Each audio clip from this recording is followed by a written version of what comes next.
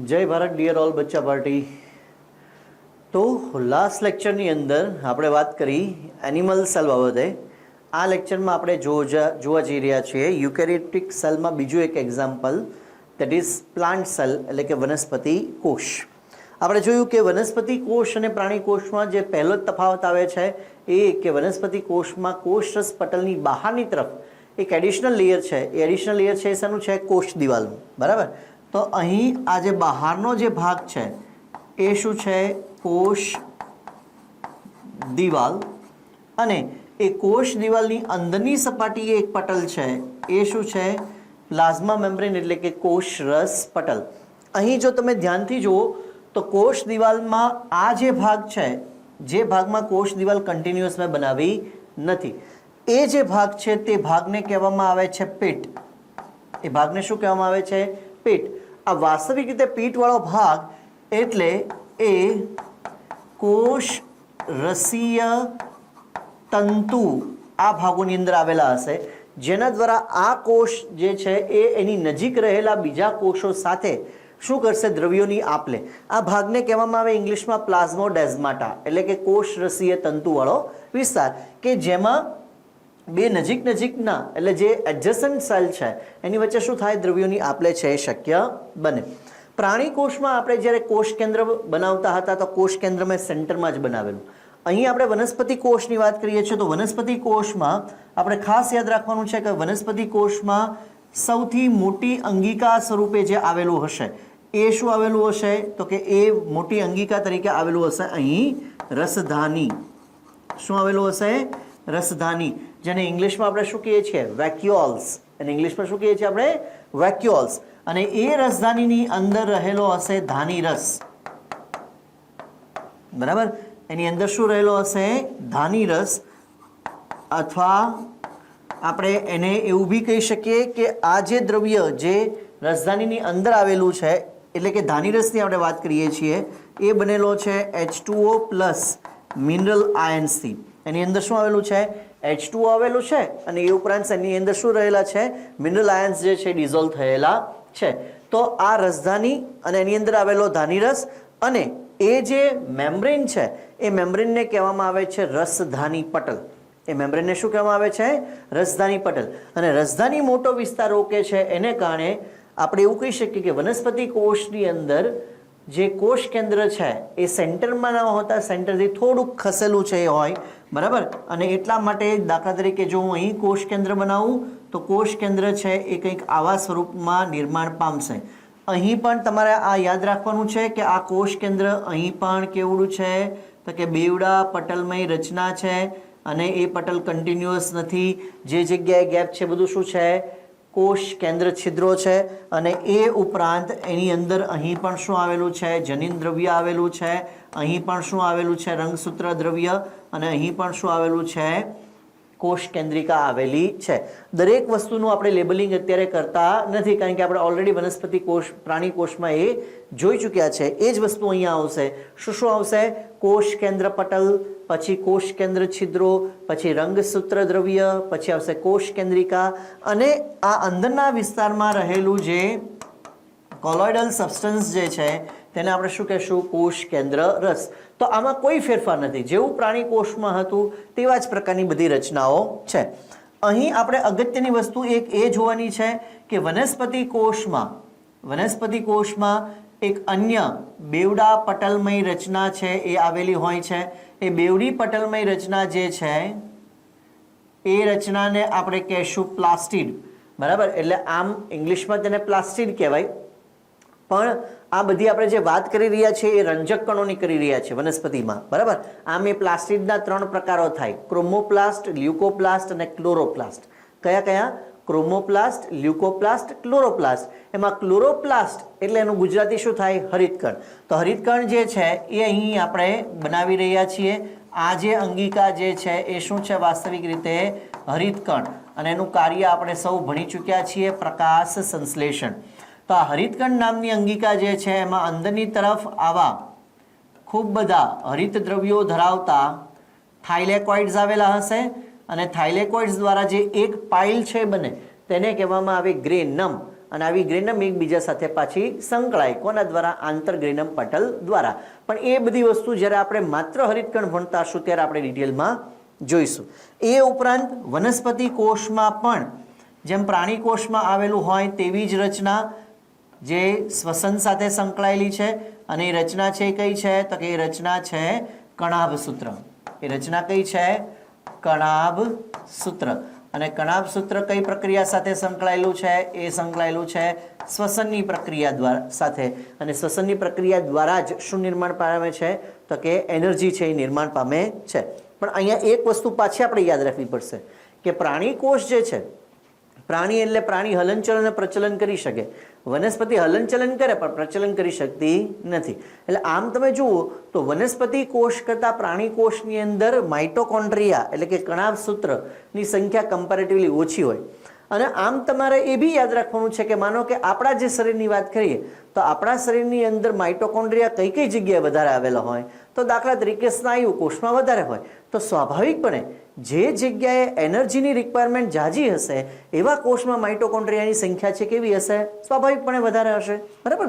Okay, ચાલો. એ ઉપરાંત જો આપણે વાત કરીએ તો એ ઉપરાંત અહીં વનસ્પતિ કોષમાં પણ શું આવેલું હશે? તો કે વનસ્પતિ કોષમાં પણ આવી રીતે આપણે એવું કહી શકીએ કે અંતઃકોષરસ જાળ છે આવેલી હશે. અને અહીં પણ અંતઃકોષરસ જાળ છે એ કેટલા પ્રકારની છે? તો કે અંતઃકોષરસ જાળ અહીં પણ કેટલા પ્રકારની છે? 2 પ્રકારની. એક અંતઃકોષરસ જાળ કે જેની સપાટી ઉપર શું આવેલા છે? રિબોઝોમ્સ આવેલા છે. એ અંતઃકોષરસ જાળને આપણે શું કહેતા હતા? RER. અને એ કઈ પ્રક્રિયા સાથે સંકળાયેલું છે? પ્રોટીન સંશ્લેષણ સાથે. RER એટલે શું કહેશું તેને આપણે? કણિકામય શું કહેશું? અંતઃકોષરસ જાળ. બરાબર? ઓકે, આવી જ બીજા પ્રકારની અંતઃકોષરસ જાળ પણ આવેલી હોય છે. બરાબર? દાખલા તરીકે અહીં આપણે એક અંતઃકોષરસ જાળ બનાવી. બરાબર? આ દાખલા તરીકે એ અંતઃકોષરસ જાળ થઈ ગઈ. અને એ અંતઃકોષરસ જાળ જે છે એ કેવી છે? તો કે કણિકા વિહીન એને કહેવાય. પણ એ કણિકા વિહીન છે શું કામ? કારણ કે એના ઉપર રિબોઝોમ્સ આવેલા નથી. બરાબર? તો આ રિબોઝોમ્સ નથી આવેલા એટલે આ અંતઃકોષરસ જાળને આપણે શું કહેશું? SER, smooth endoplasmic reticulum. એ કોની સાથે સંકળાયેલી છે? તો કે લિપિડ સંશ્લેષણ સાથે સંકળાયેલી છે. અથવા કોલેસ્ટ્રોલ અથવા સ્ટીરોઇડ પણ કહી શકો તમે. બરાબર છે? અને એ અંતઃકોષરસ જાળ તમે જુઓ કે બીજા કોષ સાથે કનેક્ટેડ છે. કોના દ્વારા? પિત્ત દ્વારા, એટલે કે કોષરસીય તંતુ દ્વારા. બરાબર? તો એ બીજા કોષ જે છે એની સાથે દ્રવ્યોની આપલેની પ્રક્રિયા કરશે. કારણ કે અલ્ટિમેટલી અંતઃકોષરસ જાળ જે છે એ બધા દ્રવ્યો જે છે આખા કોષની અંદર ડિસ્પર્સ ફોર્મની અંદર વહેંચે છે. બરાબર? એ ઉપરાંત હજી આપણે એક અંગિકા છે બનાવી રહી. બરાબર? એ અંગિકા જે છે કઈ છે? તો કે એ અંગિકા એટલે ગોલ્જી બોડી. તો ગોલ્જી બોડી જે છે એ કમ્પેરેટિવલી પ્રાણી કોષની સાપેક્ષે, કોની સાપેક્ષે? પ્રાણી કોષની સાપેક્ષે. પ્રાણી કોષમાં ગોલ્જી બોડી જે છે એ કોષ કેન્દ્રની નજીક રહેશે. યાદ રાખજો, પ્રાણી કોષની સાપેક્ષે અહીંયા વનસ્પતિ કોષની સાપેક્ષે પ્રાણી કોષમાં ગોલ્જી બોડી છે કોષ કેન્દ્રની નજીક રહેશે. વનસ્પતિ કોષમાં થોડીક એ કેવી રહેશે? દૂર રહેશે. થોડીક એ કોષ કેન્દ્ર પટલ કરતાં કેવી રહેશે? દૂર રહેશે. બરાબર? ઓકે, બીજી વસ્તુ, પ્રાણી કોષની જ્યારે આપણે રચના બનાવી તો આપણે કોષરસ પટલની નજીક એક અંગિકા બનાવેલી. એ અંગિકા કઈ હતી? તો કે એ અંગિકા હતી તારા કેન્દ્રો. પણ વનસ્પતિ કોષ જે છે એની અંદર તારા કેન્દ્રો છે એ આવેલા હોતા નથી. એ આપણે ખાસ યાદ રાખવું રહ્યું. તારા કેન્દ્રનું કાર્ય શેની અંદર સાથે સંકળાયેલું છે? સ્પિન્ડલ ફાઇબર ફોર્મેશન સાથે. બરાબર? એટલે કે ત્રાક તંતુઓનું નિર્માણ. અને ત્રાક તંતુઓનું નિર્માણ જે છે એ શેની અંદર આપણને હેલ્પ કરશે? કોષરસ વિભાજનમાં અને કોષ વિભાજનમાં. બરાબર? ઓવરઓલ કોષનું ડિવિઝન જે થાય એની અંદર ત્રાક તંતુ આપણને હેલ્પ કરશે. એ આપણે પાછા કોષ વિભાજનવાળા ચેપ્ટરની અંદર ડિટેલમાં જોઈશું. તો આ આખા વનસ્પતિ કોષની વાત થઈ. આ જે બહારનો જે સંપૂર્ણ ભાગ જે છે એ આખો જે કોલોઇડલ સબસ્ટન્સ વાળો ભાગ જે છે એ આખો કયો વિસ્તાર છે? તો કે કોષ રસ વાળો વિસ્તાર. એટલે આ આખા કોષનું જે આધારક છે એ આધારકના સંદર્ભમાં આપણે લખવું હોય તો આપણે લખી શકીએ કે આખું આધારક જે છે એમાં શું રહેલું છે? કોષ રસ છે એ રહેલો છે. બરાબર? તો આપણે કોષ કેન્દ્ર બનાવ્યું, કણાભ સૂત્ર બનાવ્યું, ગોલ્જી બોડી બનાવ્યા, હરિતકણ છે બનાવ્યા, 2 પ્રકારની આપણે શું બનાવી? એન્ડોપ્લાઝમિક રેટિક્યુલમ છે બનાવી અને રસધાની બનાવી. આ ઉપરાંત જે છે એ આવા નાના નાના વેસિકલ્સ જે છે એ વેસિકલ્સની અંદર શું રહેલું છે? તો કે વેસિકલ્સની અંદર રહેલા છે ડાયજેસ્ટિવ એન્ઝાઇમ. અને ડાયજેસ્ટિવ એન્ઝાઇમ રહેલા છે એટલે એને આપણે શું કહેતા હતા? લાઇસોઝોમ, ડાયજેસ્ટિવ એન્ઝાઇમ રહેલા છે, બરાબર, એટલે એને આપણે શું કહેતા હતા? લાઇસોઝોમ. તો આ આખું જે છે એ રચના શું છે? લાઇસોઝોમ. હવે અહીંયા આગળ તમારે એક ખાસ યાદ રાખવાનું છે, વનસ્પતિ કોષમાં, શેની વાત કરી રહ્યો છું? વનસ્પતિ કોષમાં લાઇસોઝોમ જે છે એ લાઇસોઝોમને તમે સ્ફેરોઝોમ પણ કહી શકો. વનસ્પતિ કોષમાં લાઇસોઝોમને આપણે શું કહી શકશું? સ્ફેરોઝોમ, બરાબર. અને બીજી વસ્તુ એ યાદ રાખવાની, લાઇસોઝોમ ઉપરાંત બીજી પણ બે રચનાઓ આવેલી છે. એક જે છે એને કહેવામાં આવે ગ્લાયોક્સિઝોમ, બરાબર, અને બીજી એક રચના છે જેને કહેવામાં આવે પેરોક્સિઝોમ. ગ્લાયોક્સિઝોમ અને બીજું શું લખ્યું? પેરોક્સિઝોમ. તો જો લાઇસોઝોમ ને બીજું શું કહેવાય? સ્ફેરોઝોમ. એ ઉપરાંત મેં બીજી કઈ બે રચના લખી? ગ્લાયોક્સિઝોમ અને બીજી કઈ લખી? પેરોક્સિઝોમ. હવે આ ત્રણેય જે છે એ ખૂબ જ સૂક્ષ્મ રચનાઓ છે વનસ્પતિ કોષમાં રહેલી, અને એટલા માટે એ ત્રણેયને કહેવામાં આવે માઇક્રોબોડીઝ. એ ત્રણેયને શું કહેવામાં આવે? માઇક્રોબોડી. શું કહેવામાં આવે? માઇક્રોબોડી. તો માઇક્રોબોડીમાં કોણ કોણનો સમાવેશ થશે? માઇક્રોબોડીમાં આવશે લાઇસોઝોમ. ફરી એક વખત માઇક્રોબોડી છે હું લખી કાઢું એટલે તમને વધારે આઈડિયા આવશે. ચાલો, તો માઇક્રોબોડી જે છે એ માઇક્રોબોડીની અંદર ત્રણ રચનાઓનો સમાવેશ થશે. માઇક્રોબોડી જે છે એની અંદર ત્રણ રચનાઓનો સમાવેશ થશે. કઈ કઈ? લાઇસોઝોમ, બીજું શું કહેવાય? સ્ફેરોઝોમ, ગ્લાયોક્સિઝોમ અને પેરોક્સિઝોમ. તો આ એક વસ્તુ થઈ. લાઇસોઝોમને શું કહેશું આપણે? સ્ફેરોઝોમ. ઓકે. અને સ્ફેરોઝોમ, ગ્લાયોક્સિઝોમ અને પેરોક્સિઝોમ એ ત્રણેયને ભેગા થઈને શું કહેવાય? માઇક્રોબોડી. એટલે તેને સૂક્ષ્મ કણિકાઓ કહેવાય. શું કહેવાય તેને? સૂક્ષ્મ કણિકાઓ. ઓકે. બીજી વસ્તુ તમારે એક હજી પણ ઇમ્પોર્ટન્ટ યાદ રાખવાની છે એ કે વનસ્પતિ કોષ જે છે એ વનસ્પતિ કોષની અંદર દાખલા તરીકે અહીંયા આપણે જે આ રચના બનાવી છે એ રચનાને આપણે શું કહીએ છીએ? ગોલ્જી બોડી. અને હજી હમણાં જ મેં તમને એ વાત કરી કે ગોલ્જી બોડી જે છે એ ગોલ્જી બોડી વનસ્પતિ કોષમાં કોષ કેન્દ્ર કરતાં થોડીક દૂર આવેલી છે as compare to animal cell. Golgi બોડીનું પણ વનસ્પતિ કોષમાં બીજું નામ છે અને એ પણ ખાસ યાદ રાખવાનું છે આપણે. એ બીજું નામ એનું શું છે? ડિક્ટિયોઝોમ. ડિક્ટિયોઝોમ. શું તેને કહેવાય? ડિક્ટિયોઝોમ. તો બીજી વસ્તુ છે યાદ રાખજો, ગોલ્જી બોડીને આપણે શું કહેશું? ડિક્ટિયોઝોમ, બરાબર. અને લાઇસોઝોમને આપણે શું કહેશું? સ્ફેરોઝોમ. અને લાઇસોઝોમ, ગ્લાયોક્સિઝોમ અને પેરોક્સિઝોમ એ ત્રણેય નાના નાના વેસિકલ્સ છે, બરાબર. અને એ ત્રણેયને આપણે શું કહેશું? માઇક્રોબોડી.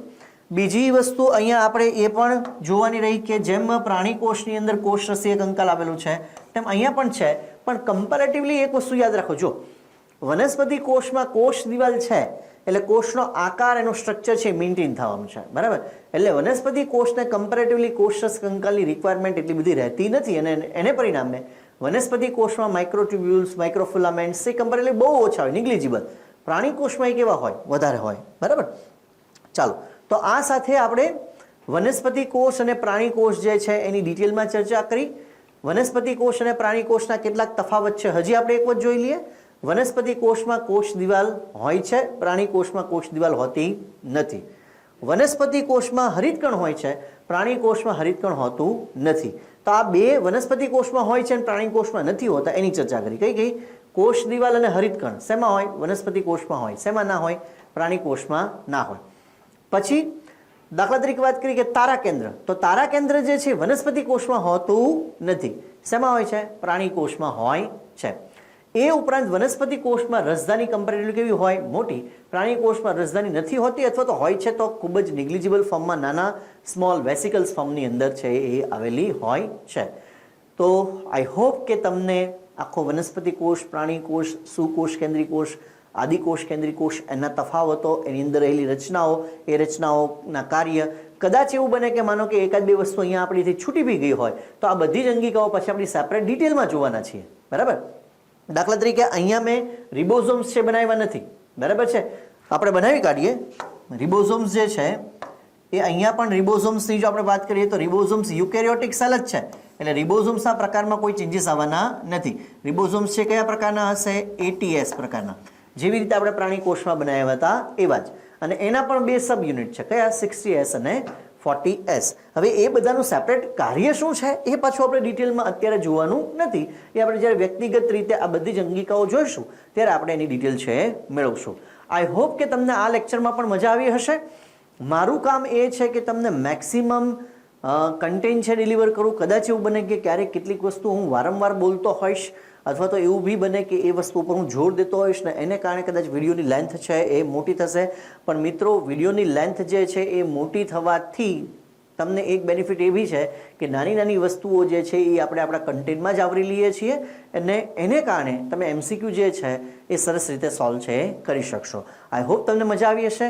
ચેનલ આપણી સબસ્ક્રાઈબ કરો, સતત મારી સાથે સંકળાયેલા રહો તમે.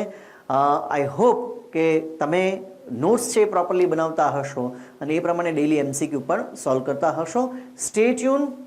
Love you all. જય ભારત. વિદ્યાર્થી દેવો ભવ.